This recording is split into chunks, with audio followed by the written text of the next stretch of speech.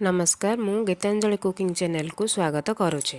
आज आम बनइबा चारोटी कोली रे टिके मसला रे कोली बाटी बसा। सर्वप्रथम गोटे कढ़ाई रे टिके तेल नहीं से फुटण हलदी 1 चामच सोरिष रसुण लंका बटा ये किछि समय दिवा तापर चारोटी कोली पकाई टिके पानी दबा मसलाटी सिझिबा पई छाड़ी दबा तापर लूण काश्मीरी लंका गुंड दे भल भाव घांटा टिके फुटीगला से सीझा होइतिबा आलू पकाई कषिबा कि पानी मरीगला से आउ किछि पानी दे घांटा से बड़ी आंबुल आपण चाहिए पकई पारे पकाई 5 मिनिट फुटिया छाड़ीदेवा। प्रस्तुत होईगला आमर कोली बाटी।